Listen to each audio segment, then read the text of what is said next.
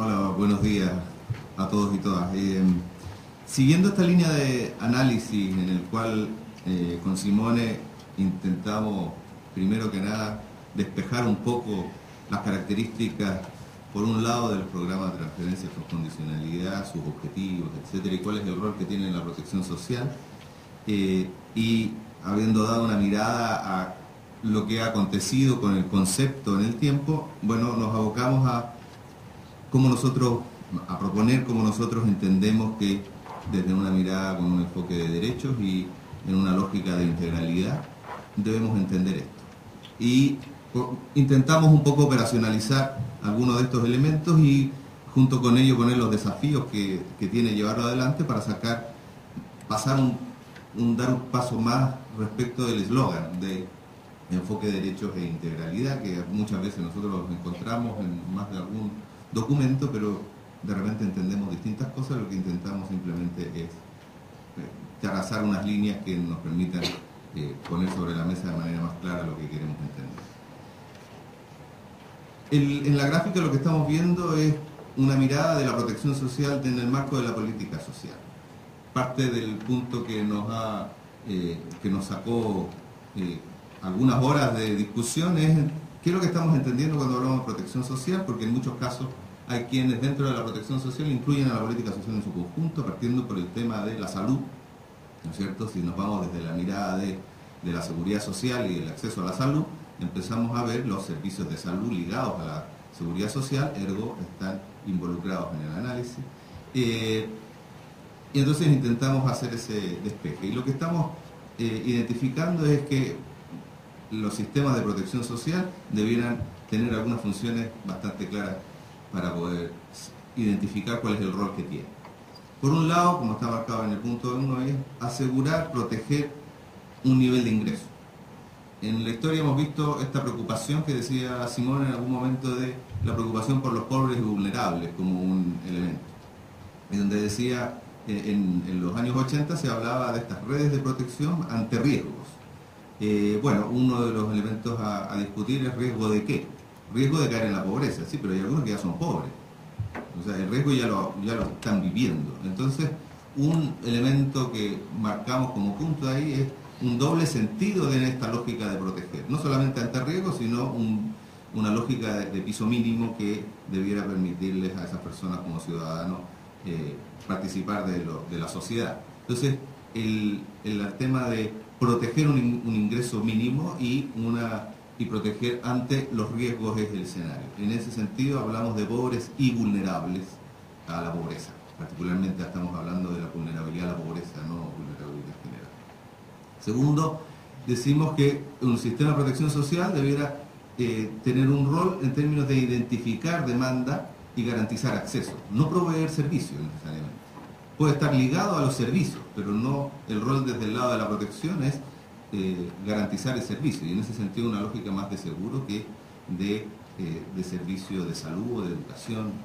Particularmente en este caso estamos haciendo alusión a la salud, pero también en el caso de educación, que se liga un poco con las líneas de promoción, de promoción y desarrollo social en las personas, que también tiene un rol importante, y lo vemos en la presencia de los programas de transferencia condicionada a través de las condicionalidades en salud y en educación, bastante presente.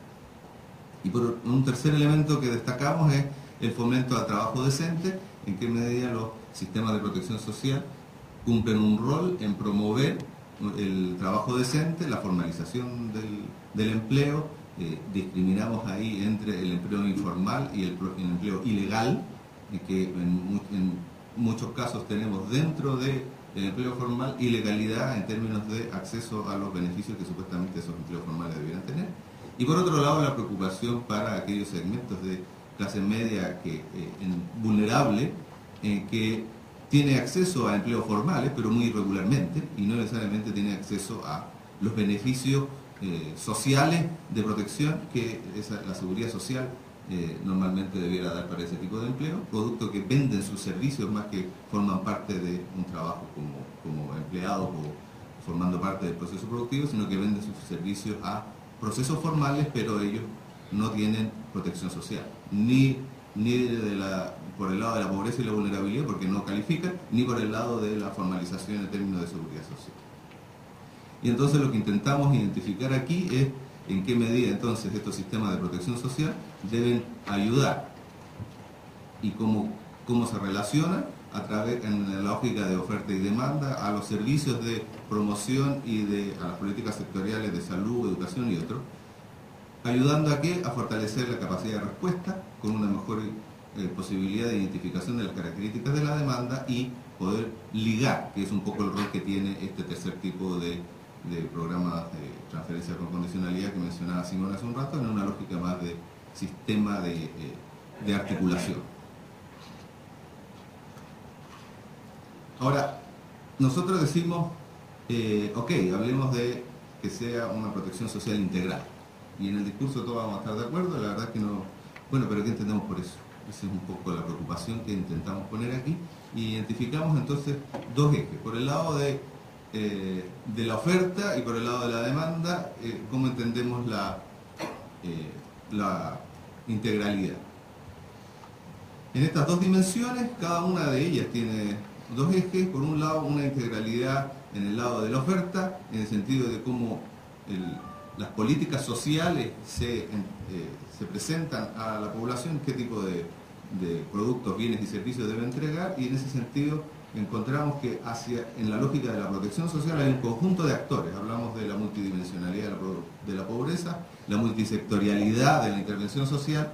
y en la lógica de la protección, en ese mismo sentido hablamos de, entonces, la protección social debe ser integral en términos horizontales, considerar los distintos actores que participan, desde el mundo de las políticas orientadas a la reducción de la pobreza, los servicios de salud, de educación, en el mundo del empleo y del trabajo, donde si lo analizamos en términos institucionales vamos a encontrar distintas reparticiones. Por otro lado,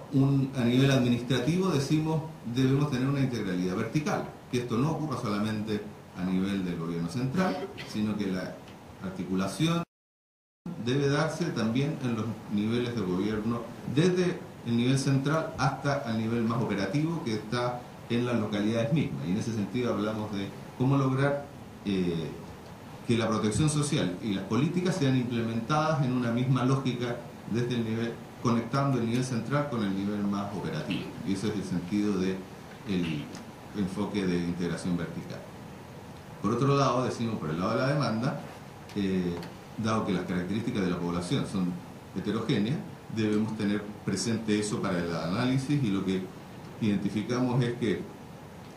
la protección social tiene el reto de ser transversal en términos de poder atender a distintos grupos de población, en términos de características de sexo, edad, etcétera, nivel socioeconómico, localización geográfica, etnia. Y cuando entramos en el tema de edad en particular, planteamos la necesidad de orientarnos por una lógica de ciclo de vida. Las necesidades de protección social son distintas dependiendo si son en la niñez, en la juventud, en la edad adulta y en el adulto mayor. Y hoy día ya no solo en la tercera edad, sino también en la cuarta edad, y ahí los temas de cuidado empiezan a ser fundamentales para la lógica de cómo damos una adecuada protección social. Entonces, el objetivo que tiene esta imagen de la integralidad es darnos cuenta de que hablar de protección social no es simplemente una transferencia, sino que requiere un conjunto de otros elementos para que permita articular a las necesidades de la demanda una adecuada oferta. Ese es un poco el sentido. Como nos hemos planteado en una lógica de que estamos hablando de derechos y estamos con un enfoque de derechos sustentando esta lógica, esta misma heterogeneidad nos hace que los derechos universales deben ser adaptados en términos de la oferta para poder atender a las distintas necesidades de la población. Y ahí vamos a ver que las necesidades de los pobres y vulnerables son diferenciales. Algunos, decíamos hace un rato, requieren de un piso hasta que logren llevar a un cierto nivel, y otros probablemente lo que necesitan es un piso más circunstancial o apoyo para la caída ante los riesgos, que son los vulnerables, los que están sobre la línea de la pobreza, que en muchos casos están transitando en torno a la situación de pobreza, y ahí hablamos de los pobres transicionales, que suben y bajan en la estadística, pero ellos realmente no cambian tanto de su condición socioeconómica, y por otro los crónicos que nunca logran salir. Entonces, en ese sentido, una preocupación de que los servicios, para poder dar cuenta de los derechos en este sentido, deben preocuparse de estas características diferenciales. Por otro lado, en esta heterogeneidad destacamos las diferencias entre la formalidad y la informalidad laboral, que son requerimientos distintos, no solamente de un tema de pobreza, sino de cuál es su relación respecto al empleo y a los beneficios que tiene, si es que cuentan o no con un contrato laboral formal y de qué manera están protegidos. Destacamos nuevamente las características de que las familias no son todas iguales. Tenemos desde la familia tradicional la versión de la familia nuclear, padre, madre, hijos, etcétera, pero que hoy día estamos hablando de unas características de familia bastante diferenciales, desde la población unifamiliar joven hasta la unifamiliar institucionalizada en asilo, etcétera, en la tercera o cuarta edad, que tienen requerimientos distintos, y en eso una buena parte de la población que vive en condición de pobreza y vulnerabilidad son hogares uniparentales con jefatura femenina, donde se potencian las necesidades de protección y apoyo por el lado de sus funciones de proveedor económico para la familia, pero a su vez del cuidado a quien se le da mayor obligación en general a la mujer. Entonces esta mujer tiene potenciado a nivel de la población pobre y vulnerable particularmente esa doble carga que lo hace que las necesidades de protección sean muy distintas a una lógica de familia nuclear, padre, madre, hijo. Y destacamos entonces nuevamente estas características diferenciales del ciclo de vida, y por otro lado los desafíos que nos plantea el cambio demográfico. Hoy día estamos viviendo en nuestra sociedad latinoamericana una situación que puede ser una muy buena oportunidad, que es un desafío tomarlo como una oportunidad en términos económicos, que es el bono demográfico, pero si es que no lo administramos de buena medida, lo que podemos resultar es que vamos a tener un gran costo a futuro. ¿Y de qué estamos diciendo cuando hablamos del bono demográfico? En la medida en que tenemos bajas en la natalidad y mayor esperanza de vida, por el otro lado, lo que tenemos es que hay menor cantidad de niños y jóvenes dependientes dentro de los hogares, progresivamente en la medida que baja la natalidad. Entonces los hogares tienen más adultos en edad de trabajar, que llevan recursos al hogar, entonces hay un potencial. En términos de ingreso per cápita, disminuye la cantidad de dependientes, aumenta la cantidad de proveedores, y hay un potencial en términos de ingresos para los hogares. Pero en el tiempo eso se va a convertir en un incremento en la proporción de la población que tiene demandas de cuidado, etcétera, en la tercera sobre los 60 años en adelante, y que son los dependientes del mismo hogar y con altos costos en términos de protección, particularmente con los temas de salud, las enfermedades crónicas no transmisibles, etcétera, que la carga en ese momento va a ser más alta. Entonces, esas necesidades que son diferenciales hoy día, también hoy día se están siendo una oportunidad, tanto para la disminución de la pobreza, que hay que tenerla presente, y tiene que estar presente, de hecho, en los temas de cómo dimensionar la oferta para dar cuenta de una demanda en el tiempo, pero ese bono de hoy día puede ser una carga para mañana si no la consideramos adecuada. Y en eso caemos en el problema o el desafío de la provisión del cuidado, que tiene características propias, particularmente el rol que tiene la mujer en ello es fundamental, necesidades de la población de la tercera edad que están siendo cubiertas por una protección social basada en la mujer dentro del hogar. Esa ha sido la historia, digamos, y eso ha sido una historia no solo latinoamericana, sino en el mundo. En los países desarrollados también ocurre, y de hecho el tema del estudio de las cuentas satélites de la economía del cuidado surgen y se han desarrollado particularmente en Europa, en España por ejemplo, tienen un gran desarrollo sobre eso, discutiendo ese tipo de temas, digamos, ¿no? No es un tema exclusivo nuestro en América Latina, es un tema más global, pero es un desafío por lo tanto particular también para nosotros en América Latina. Entonces, viendo los objetivos y las características que tiene la población a quien debe atender los objetivos de la protección social y las características de la población heterogénea, algunos de los elementos que hemos destacado aquí,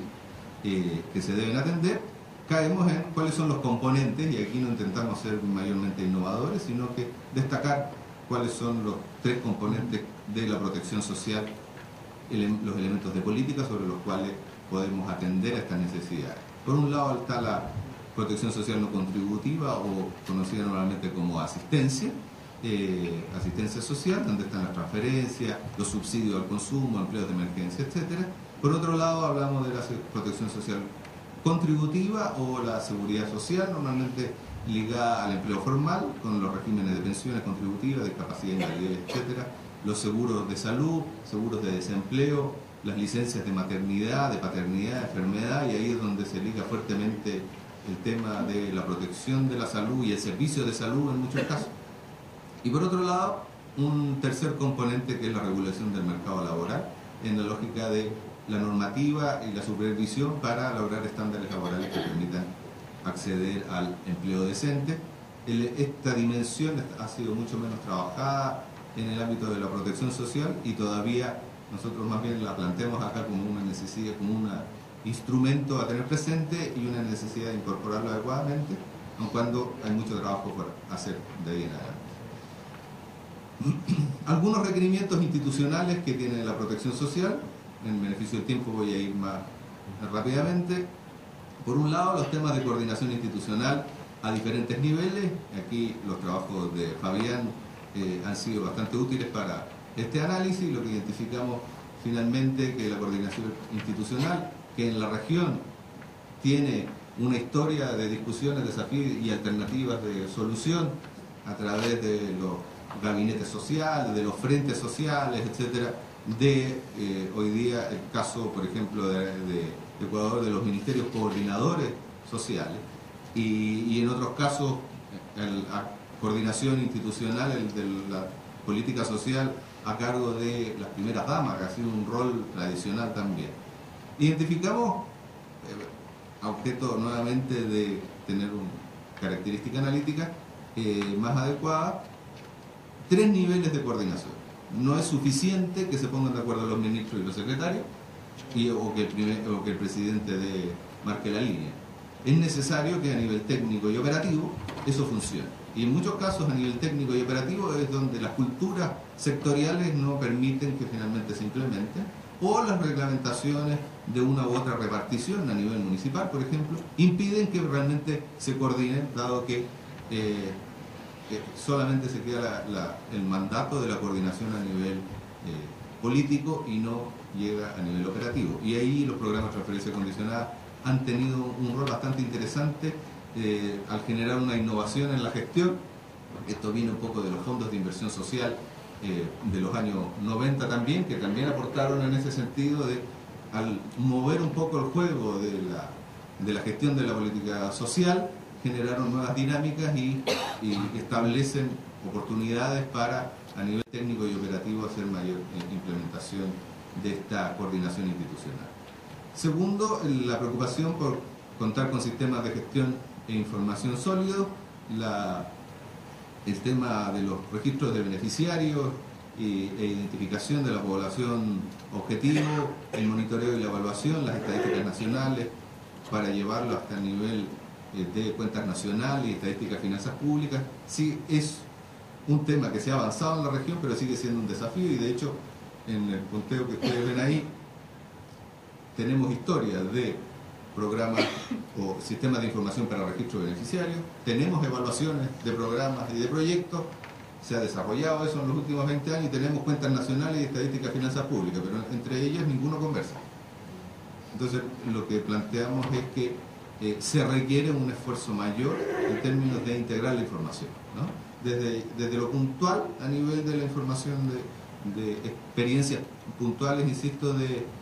evaluaciones y sistemas de monitoreo, a el nivel global, y de incorporar las características o los resultados de la investigación social en general y de las estadísticas, por ejemplo, de las encuestas de hogares, de los registros de atenciones, de los servicios, etcétera, de registros institucionales. Todavía hay un desafío ahí, porque hay un gran potencial, creemos, para una mejor gestión de este tipo de programas si logramos articular, y la tecnología no es un problema hoy día. Creo que las condiciones están dadas, falta un poco de articulación en los hechos. Y por último, a esto hay que sumarle los sistemas de control y resolución de conflictos, que también es un desafío desde la resolución de conflictos en términos de quién recibe, quién no recibe el derecho y las discusiones internas de los programas, hasta las soluciones intermedias de resolución a nivel nacional, como son los ombudsman o la protección del pueblo, o finalmente el tema judicial, que también es un desafío cuando se implementan las soluciones judiciales para la cobertura del derecho. Eso tiene pros y también tiene contras en términos de las dificultades o en qué manera interactúa la gestión con la discusión a nivel legal, temas que creemos todavía hay que trabajar en ello. En este escenario, solamente puntear algunos de los elementos en que los programas de transferencias condicionadas, que insistimos en destacarlo porque como han surgido en los últimos años, de mediados de los 90, en que salieron las evaluaciones del programa Progresa, en adelante se han destacado estos programas como centrales en la política, por eso los destacamos como cuál es el rol que pueden tener en este escenario. Y nosotros lo que vemos es un rol más en la lógica del tipo ideal 3 que mencionaba Simone, en términos de vincular a la familia de poblaciones pobres y vulnerables a la protección social, ser una puerta de entrada. Decir.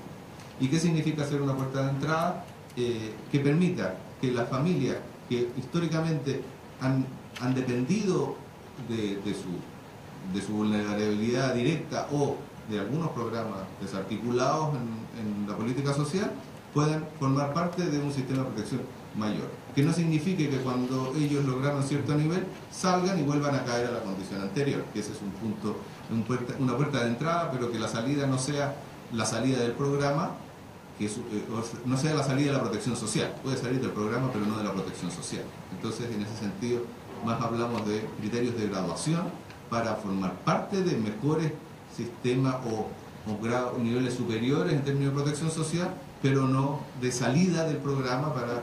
que en muchos casos el desafío está en cómo resolver la carga fiscal que esto supone, y que si la población queda ahí eternamente funcionando estos programas, estos se vuelven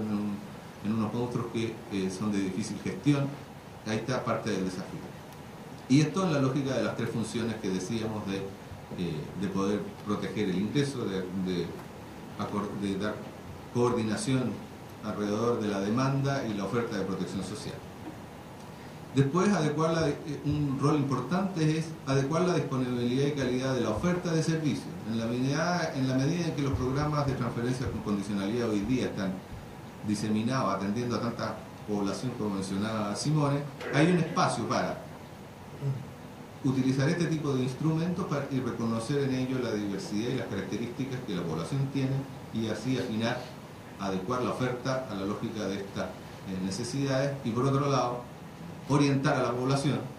para poder tener acceso a las características de la oferta que existe, porque en muchos casos lo que encontramos, que no es propio de este tipo de programas, sino que es de la realidad de la política social, que quienes primero tienen acceso son los que están más informados. Normalmente los más informados son los más conectados en la realidad, en los beneficios de la política social, ergo no son los que están en condición de mayor pobreza dentro de su condición conjunta de pobreza. Y ahí en la lógica del acompañamiento familiar ha sido, o el apoyo psicosocial, es un instrumento dentro de este tipo de programa, un agente importante para poder hacer este juego de puente entre la política social, la oferta y las poblaciones, en este caso la de. A su vez, apoyar la generación de capacidades institucionales, los sistemas de selección y registro de beneficiarios que se han desarrollado al alero de estos programas han sido bastante positivos y son promisorios en términos de poder ser utilizados para expandirlos. Por ejemplo, el cadastro único de beneficiarios que tiene Bolsa Familia es un espacio de desarrollo que no solamente puede ser un instrumento para el programa, sino para el conjunto de la política social, que permite a la población estar, a la información de la población estar articulada en una misma, en bases de datos relacionales que faciliten la gestión. Bueno, lo de egreso ya lo mencioné. Y en definitiva, para destacar entre todos estos elementos algunos de los desafíos, aquí 5 puntos que nos parece que del conjunto de lo dicho quedan ahí, trabajo por desarrollar. Sobre el enfoque de derecho, esta dualidad entre la factibilidad de la implementación, sobre la factibilidad de la implementación en la región, por el conjunto de demandas y particularmente el tema de operacional y fiscal que supone la implementación desde una lógica de derecho. No es algo de resolución inmediata, sino que es un tema que hay que trabajarlo, eso es lo que estamos diciendo. Para poder llevar adelante un enfoque de derecho, el desafío que queda es trabajar no simplemente en una gran normativa, sino en cómo esta se operacionaliza y cómo se lleva adelante la carga fiscal, que es el segundo punto, el tema del financiamiento. Si hablamos de una lógica de derechos progresivos, en el tema del financiamiento tenemos un punto importante, se requiere una mirada nueva, con nuevos pactos sociales y pactos fiscales que permitan dar cuenta de estas necesidades. Si los derechos son, decía, progresivos, las demandas fiscales también lo van a hacer. El punto es, ¿cuál es el punto de equilibrio, valga la redundancia, entre la protección de los derechos y el cuidado de la carga fiscal? Ahí está el desafío, ¿no? De que uno a cambio del otro no terminemos desprotegiendo o manteniendo desprotegidos los derechos por el tema de la carga fiscal. Entonces ahí está el punto a desarrollar. Las características de la heterogeneidad poblacional y las brechas de protección, el desafío es cómo profundizar y generar mejores articulaciones en términos de la política que permita dar cuenta de esta heterogeneidad que hasta ahora en muchos casos nos hemos quedado en recetas uniformes que no nos permiten llegar en realidad a la especificidad. Pero el desafío es que eso también tiene una carga de gestión importante y ciertamente que los recursos con demandas diferenciales que aumenta la cantidad de recursos. El cuarto punto, el tema de la coordinación intersectorial, todavía es una meta para alcanzar. Como decía, hemos tenido avances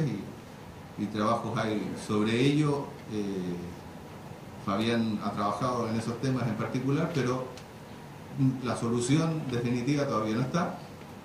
Junto con esos avances todavía falta en operación, en la implementación de ello para poder lograr que la coordinación intersectorial sea realmente útil y aporte a las necesidades que requiere una protección social integral. Y el último elemento es el riesgo de los PTC como caigan en este síndrome de árbol de Navidad, y es que como se han convertido en el instrumento de moda de la política social, particularmente se han convertido para muchos como la política social en protección social para un segmento importante de la población, empecemos a cargar, como ya ha estado sucediendo, un conjunto de otros programas que finalmente lo que hagan es que este se convierta en un monstruo que no logra operacionalizar los objetivos para los cuales han sido diseñados este tipo de programas, que tienen que ver con la protección de un ingreso mínimo, con el apoyo al desarrollo del capital humano, desarrollo humano, o como en su tercera mirada, como un puente de articulación hacia el conjunto de la política social. Y ese es el quinto punto que queríamos destacar.